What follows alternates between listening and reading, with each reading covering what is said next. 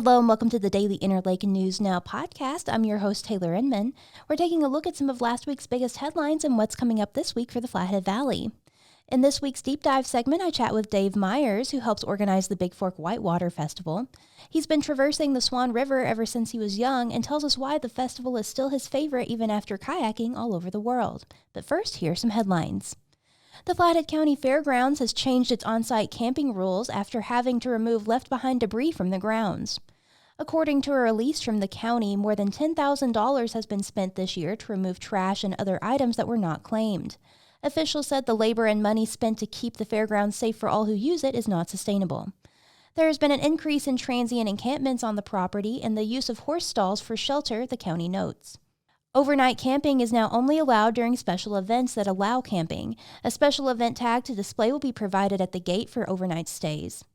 Vehicles without the tag will be subject to towing, and no camping signs have been added to the entrances. In addition, the north entrance to the fairgrounds has been locked, as well as the walk-in gates after the east walk-in gate was damaged. Fairgrounds manager Sam Nunnally said there have been fewer transients using the property or setting up encampments since the locks were added. Navigating the mental health care system and connecting to resources can oftentimes be difficult, but experts say there are measures that can be taken to support someone dealing with a mental health crisis. When asked what to do for someone in that situation, panelists during a mental health symposium last Thursday said in a perfect world it would start with preventative measures that would hopefully stop a crisis from occurring in the first place. The group told the audience at the Gateway Community Center if it's too late for preventative measures, it's still important to slow down and listen when someone is in a crisis. The event was part of a series of events held this month in recognition for Mental Health Awareness Month in May. Speaking on these topics were some of the primary people who respond to mental health crises in the Valley. Helping someone deal with a low-risk crisis is manageable without immediate intervention from medical staff or law enforcement, but would be necessary in situations where someone seems likely to hurt themselves or others. Like if it's someone who's maybe struggling with negative thoughts, they're really worried about something, they're really stressed, they're starting to feel really overwhelmed, they're having thoughts of, I'm not good enough, then they could definitely call the 988 number, which is a crisis mental health line that's based out of Missoula. It's 24/7, people always answer, and you have someone who answers the phone and can talk to that person in that lower risk crisis. And if it escalates over the phone, then they'll try to do a safety plan with that person. And if that person cannot safety plan, then that 988 worker will be calling 911 in the region that person is calling from. It was also suggested that people helping loved ones through crisis reach out to peer support groups, such as the Flathead National Alliance for Mental Illness family support groups. As part of the series of events in recognition for Mental Health Awareness Month, the National Alliance for Mental Illness Family and Friends training takes place at the Gateway Community Center on June 3rd from 9 a.m. to 1 p.m. Similar to their family support groups, the training will inform people who have loved ones with a mental condition on how to best support them. And Flathead County real estate agents are reporting an increase in the number of scammers posing as property owners in attempts to sell land out from under the rightful owners. Realtor Leslie Reeder of All Montana Real Estate was almost swept up in a bait and switch last month when she received a call to sell a parcel of vacant land for under market value. Reeder went about her regular pre-listing checklist, speaking with the would-be seller who said they lived out of state, coordinating photos, collecting marketing information, and establishing a listing price. Once she had listed the lot for sale, she received a call in the middle of the night from the actual property owner who was upset and confused as to why their property had been listed without their knowledge. It was then that she realized she was part of a scam. In the week following that listing, it became apparent just how widespread these deceptions have become in our local real estate market. She said she was contacted by 6 out-of-state property owners over the next 10 days who were also revealed to be scammers. All of the properties in question were vacant lots, including some in Lincoln and Lake counties. Realtors say the area is particularly susceptible to these attempts as there is an abundance of vacant land, much of which is owned by people living in other states, as well as the skyrocketing property values over the last several years. The advent of these scams is forcing real estate agents to take new steps to verify sellers' identities and ownership, according to Jerry Moon, Executive Officer and Professional Standards Administrator for the Northwest Montana Association of Realtors. Real estate agents are also recommending that property owners set up Google or Zillow alerts for their properties, so they will receive an email if it is listed for sale without their knowledge. They are also encouraging those affected to report incidents to local law enforcement and the FBI. Read those full stories at dailyinterlake.com. Let's jump into our deep dive segment. This week I'm chatting with Dave Meyers. He's one of the organizers for the Bigfork Whitewater Festival, which takes place this upcoming weekend. Hey Dave, thanks for joining us. Thanks for having me. All right, so Dave Meyers is involved with the Bigfork Whitewater Festival, and he was just on the river this morning. Can you kind of tell me what conditions are right now? We're recording this a couple weeks ahead of the festival, so just to give some context on that. Yeah, sorry for being a little late. I was definitely on the river. We like to call it dawn patrol, where we get a morning run in before work. And it is actually higher than normal this time of year. I believe it may be kind of right at its peak, 5,000, 5,200 CFS, which in context for last year, we didn't hit those flows until about early June. It's really raging. The mile always doesn't have a lot of warm up. It usually is just, once the spring comes, it kind of just juices up really quick, and then we kind of have the run out. So, it's a great level right now, and definitely hopefully do a few more dawn patrols for the end of the year. Could you give us just a rundown of what the Whitewater Festival is and what you guys do? Yeah, so the festival, this is the 48th annual, so it's been going around for quite a while, but, it's kind of evolved over the years. It used to just be a downriver race, and then in the 90s, it actually drew a huge professional following where it was part of a national circuit, and then that circuit kind of fizzled out, and the festival in the last 10 years started to have money for prize money for the top three men and women. So it kind of drew a different caliber of boater. Whitewater kayaking isn't very super lucrative. So professional boaters kind of came out and kind of raced for the money. And I think this is the fourth year we introduced the stand-up paddleboard race. So that'll be going in the bay on Saturday. And then we have rafting that has been on and off for the last 10 years. And that starts on Sunday as well. And then for the kayaking competition, we have a lower slalom, which is a beginner slalom, on Saturday morning. And then for the prize money, it's 3 races. It's a timed event. We have an expert slalom that happens all day Saturday. And each racer has two chances, 2 heats to put in the best line. Fastest line, fastest time is advances. And then on Sunday, we have a downriver that's just top to bottom as fast as you can. And then a giant slalom, which is top to bottom with a few gates. And a slalom is a race course that we kind of create on the river where we put gates. We put lines across the river, and then we put gates around features or certain sections where paddlers have to go through the gate without touching it. There's green gates and red gates. A green gate, you have to go downstream. A red gate, you have to go upstream. So those are usually in a calm eddy on the side of the river. If you hit a gate, it's a 5-second penalty. And then if you miss a gate completely, it's a 50-second penalty. And so all of those times added up at the end create a winner. Last year we created a new system where you get a point system for your time. So it's still a timed event, but you get a point system, and that creates a system where if you hit a gate and you're 5 seconds behind, or you miss a gate and you're 50 seconds behind, you can still make it up in the downriver and the giant slalom. In years past, we had it just being a timed event. So if you missed a gate, you're kind of out of the running for the grand prize. And so we kind of made it a little bit more tighter and fair, where even if you miss a gate, you can still win the prize if you're a really fast boater. Oh, wow. Yeah. All right, cool. So it sounds like it's been going on for a long time. Can you kind of tell me how you got involved with it?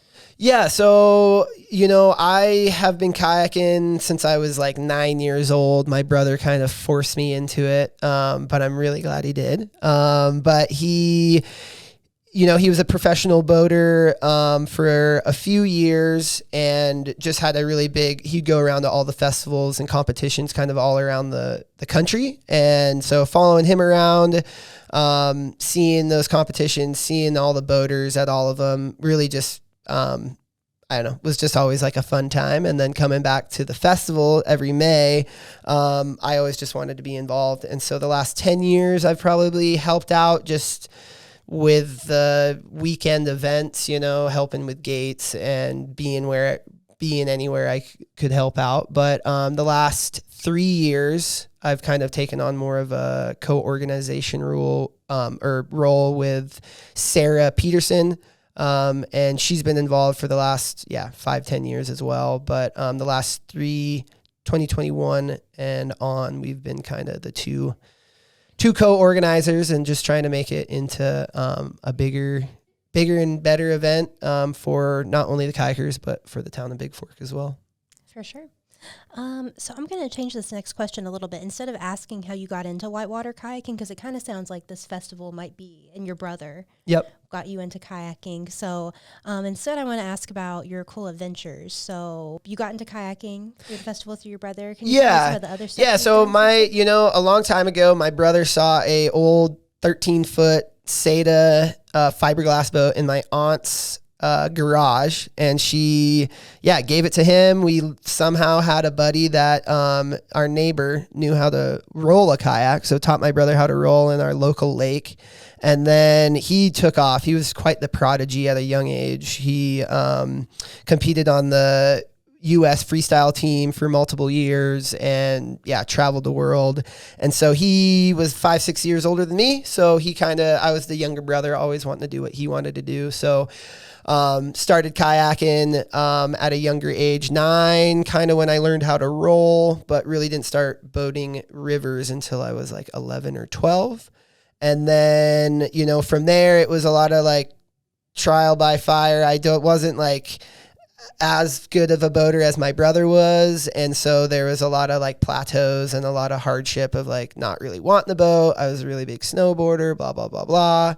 But I was fortunate enough to go to a kayaking academy my senior year of my high school career. So the second semester of my senior year, I got to go to, it was called World Class Kayak Academy. They were based out of Missoula at the time. And now they're based out of Trout Lake, Washington. And we got to go to China for 2 months and paddle the three rivers there, the Yangtze, the Mekong, and the Salween. And that was just like a real eye-opener cultural experience. My mother, she's from England, so I've traveled a lot when I was younger, but not really to like really, it was just such a culture shock to go to China, and just the experience and the culture was really eye-opening. And then to be able to have a kayak and with good buddies and just see the world and just see the area in a different way. I believe rivers are like the best way to see an area. You're kind of just, I don't know, you go places where no one else can really go to. And so that really got my draw on, and just like really wanted to keep kayaking. Had a bunch of buddies from the academy. And so in the following years, I've been to South America, Chile, Argentina, Mexico, Costa Rica, and kayaked. I actually got to go over to Nepal and paddle. And just it's a sport where you can go a lot of places. Once you have all the gear, it's really just paying for a plane ticket or and the shuttle rig, and you can go quite a few places. So that's so cool. So you've been all over the world. You've done this stuff all over the world. What do you love about Bigfork's Whitewater Festival? It's a really special section of whitewater. It's little over a mile long, and especially right now when it's peak flow, it's definitely like one of the better sections. There's lots of characteristics of rivers. There's big rapids, there's waterfalls, there's tight creeking, and everyone loves a different aspect of it. And for me, I really like running big rapids and styling a line, getting from the top to the bottom with your head dry is like always a cool experience. And so the Swan is just, it kind of has it all. And I think it's the reason that I am such a good boater. There's, in the Flathead Valley, there's a lot of good scenic class 1, 2, maybe class 3 rivers. The middle fork of the Flathead is there's a whitewater section in there, but it runs not as long as I'd like. And I don't know, growing up in Bigfork, I just always had the Swan. I was able to run it before school, run it after school. And I believe it kind of made me the boater that I am today. And it's just it's a fun section. It only lasts for about a month, and so it's really, you got to get out as much as you can while it's running. So, but yeah, it definitely has a real special part of it's just it's my kayaking kind of foundation. So home base. Yes, for sure, home base, and just growing up just right down the road, that really helps out. So. For sure. Just to clarify, so the Wild Mile, is that the course itself, and that's what they call the Wild Mile? Yeah, so if there's a Lowhead Dam that is that's about 1.5 miles upstream of Flathead Lake on the Swan River, and so everything above that and below the Swan Lake is pretty mellow. People tube it. It's kind of like a class 2, straight for fishing. But that last mile into Bigfork, it really changes characteristics and really loses it. Gradient, water and gradient create all those rapids. And so for that last mile, it's just the Wild Mile. They used to call it the Mad Mile, I guess, but it's just an event. It's just like a really special section of whitewater, and definitely different characteristics in the upper section, and really the only class 4 class fun section we have in the Flathead Valley. So are there any other kind of like local kayaking competitions like this? Why is it important to have this here locally for people? There isn't many whitewater races or festivals anymore. There used to, like I was saying, back in the day in the early 2000s, late 90s, there was a big whitewater circuit. The American Whitewater had kind of a circuit from Oregon, Washington, California, all the way over to the East Coast. And there's only a few of those that are holding on. And in Northwest Montana, we don't have a lot of festivals, really any races. There's some like Lose It on the Locksaw. There's some kind of like more just rendezvous, or as you may say, places but an actual organized festival is pretty rare in Montana. So it's cool that we can kind of have that, and to have prize money, it kind of brings in that upper caliber of boater. And something about the festival is just the venue itself is so unique. The river, mile and a quarter long, runs right into downtown Bigfork. All the kayakers are able to camp right on the takeout there, right on the side of the river, which, most competitions, you're in the middle of nowhere, you're camping by yourself. There's not as much community. So it's a really unique festival. So I think that brings a lot more, and it's a safe river. I mean, it's, in general terms, it's a pretty safe river. And so a lot more people are boating it. It's not just this high caliber race where only the pros are racing. It's a race where, someone a few years ago learned how to boat and can boat it. So, it's something, it kind of has something for all. And, the Bigfork's always just a cool venue to have it, because they can park their vehicles for the weekend, walk up in town to get food, and then do hundreds of laps through the weekend, because it's such a short shuttle and everybody's wanting the boat. So it's the festival is a very unique one in the fact that everyone is together kind of all weekend. So really, really cool fest. Really excited for it. Yeah, the atmosphere is really fun. Exactly.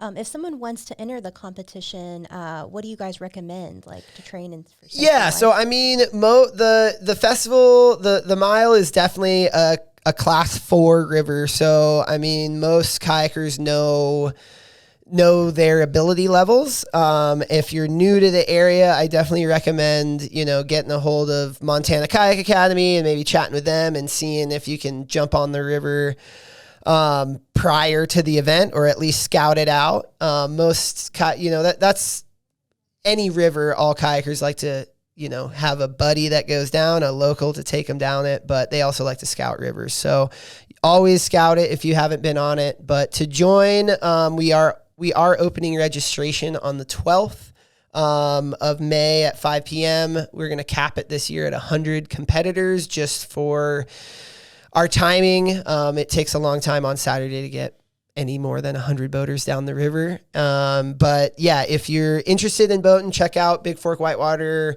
Festival.com. And we can, that my email's in there, and we can chat and see if it's up to the standards that you want. Or there's the lower slalom, which is a great event for beginner boaters. There's also the rafting. So if you got a raft team of 4, and that, I think that one's scarier than the kayaking personally, but I'm also not a rafter. So, and then there's the stand-up paddleboard race, and that one, base camp of Bigfork, Mark, who owns that, he runs that, and that's actually a really great event. They have everything from the beginner to expert, and it's all done in the Bigfork Bay.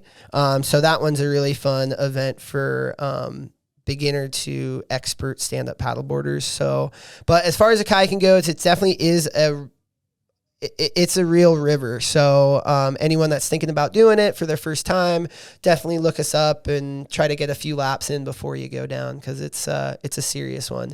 But also the festival brings so many people that there's a lot more safety. And so having a lot more people around and people showing you down, and that's always a more safer route. So even if you're not competing, come down that weekend, come boat with some locals, and have a good time. For sure.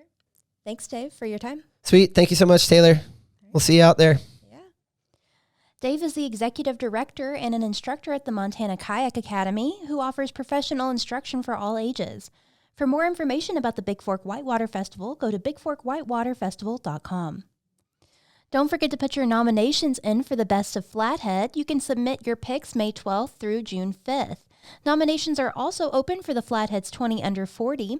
Do you know someone under 40 who is doing amazing things in Flathead County? Nominate them today to be considered in an annual celebration of young professionals.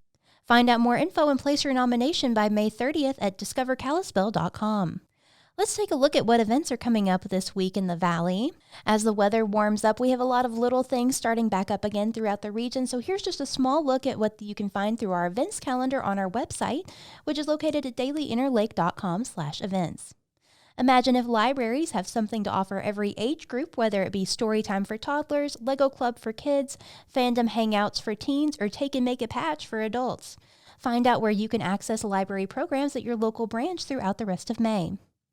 Looking to get out and meet new people? There are dance classes happening all over the Valley at the Fraternal Order of Eagles in Kalispell and the Blue Moon Nightclub in Columbia Falls, cribbage nights at Bias Brewing and the Whitefish Community Center, painting parties, and more on our local events calendar.